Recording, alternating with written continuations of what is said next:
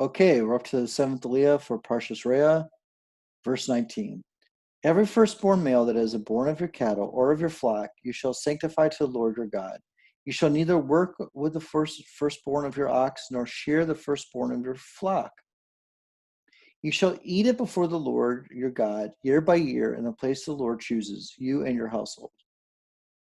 If there be any blemish in it, whether it be lame or blind or ill blemish or any ill blemish, you shall not sacrifice it to the Lord your God.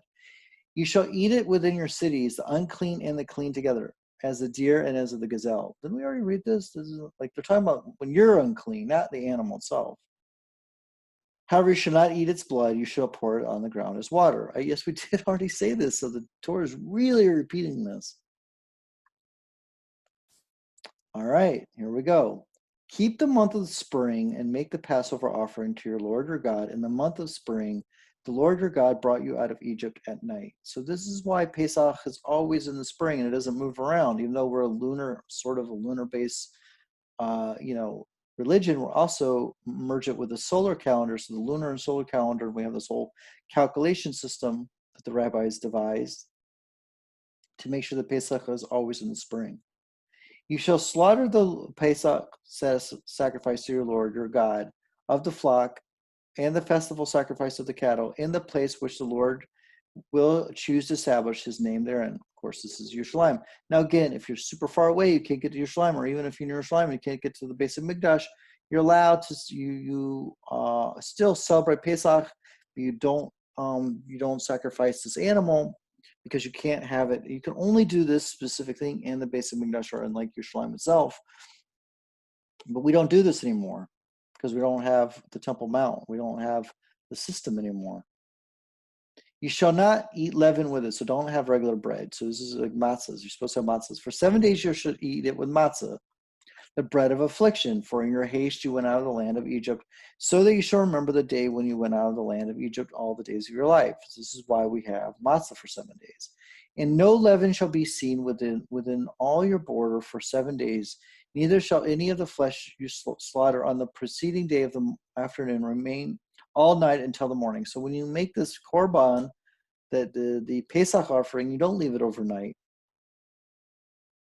You shall not sacrifice a Pesach offering within any of your cities which the Lord your God is giving you. So you can't just do it anywhere. The specific offering. Now, matzah you're supposed to eat, you eat it everywhere, anywhere.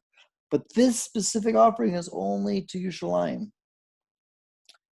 Except at the place which the Lord your God will choose to establish his name, there you shall slaughter the Passover offering in the afternoon as the sun sets at the appointed time that you went out of Egypt. So, man, that guy has to be really quick because how are they going to get all the way back home? So all those people who are sacrificing, they have to stay in Yerushalayim because, like, once it gets dark, you can't leave. Like, the Yom Tov starts. Now, this is how we're supposed to eat this. This is, again, a very specific thing we're talking about here.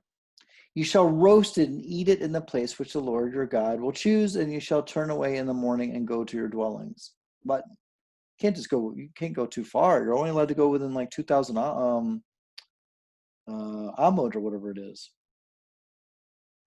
For 6 days you shall eat matzos, and on the 7th day there shall be a halt to your Lord your God. You shall not do any work on it. So there's the Yom Tov Rishon, and then there's the 6 days in between, which we're allowed to do things, and then there's the Yom Tov Shniah, like 7 days later is also Yom Tov. And then after that you shall count 7 weeks for yourself from the time the sickle is first put on the standing crop. You shall begin to count 7 weeks. This is what we call Shavuot. And you shall perform the festival of weeks. This is called Shavuot. This is at the end of the 50 days, the 49 days, 7 weeks. You're going to do this. A donation you can afford to give according to the Lord your God, to how the Lord your God shall bless you. So according to your means is how much you give.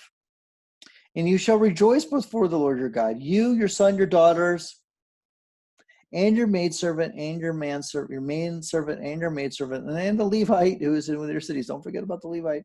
And the stranger and the orphan, the widow who are among you in the place which the Lord your God will choose to establish his name therein. Well, this is a very Yerushalayim. I mean, it doesn't say Yerushalayim. I know the Torah doesn't actually say Yerushalayim. I'm not dumb, but we all know what it's talking about.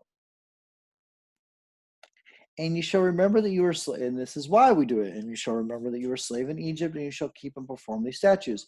You shall make yourself a festival of Sukkot. For 7 days you shall gather in the produce from your threshing floor and your vat. And you shall rejoice in your festival, you, your son, your daughter, and your maidservant, and your manservant, and your maidservant, and the Levite, and the stranger, and the orphan, and the widow who are within your cities. So, dudes, man, we're supposed to be happy when we do these. We're not supposed to be, oh man, Sukkot or Pesach or Shavuot. We're like not supposed to feel that way. We're supposed to be happy about Judaism. We've gotten so lost as a people, like just like really lost. 7 days you shall celebrate the festival to your Lord your God in the place which the Lord your God shall choose, because the Lord your God shall bless you in all your produce and all the work of your hands, and you will only be happy. 3 times in the year, every one of your males shall appear before the Lord your God in the place you will choose on the festival of the Matzahs, which is Pesach, and the festival of the weeks, which is Shavuot, and the festivals of Sukkot, which is Sukkot. And he shall not appear before the Lord empty-handed. So don't just show up with like nothing, man. You're supposed to come with something, whatever your means, whatever you could afford. It's like up to your scale. So if you're like the Jeff Bezos of the Jewish people, you're allowed to come with whatever you're like, as much as you can, man. You're like super rich. If you're like the richest person, it's okay.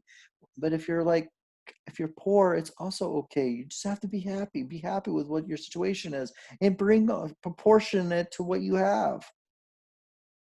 Every man shall bring as much as he can afford. See, I'm not making it up. The Torah agrees. The Torah says it right there, Meforish, according to the blessing of your Lord, which your God, which he has given you. So if you earned honestly you've earned, and you are the richest Jew in all of Judaism, you're allowed to bring that. You're allowed to, like, I wouldn't say show off, but like you're allowed to be happy about it. You're allowed to be simcha with your wealth. And if you're not wealthy, if you're like, making, I don't know, 4,000 shekels a month, or 3,000 shekels a month, or 1,000 shekels a month, you're supposed to be happy with that too. Whatever you have, you're supposed to give to like whatever your ability, whatever you're able to do. Be happy about it.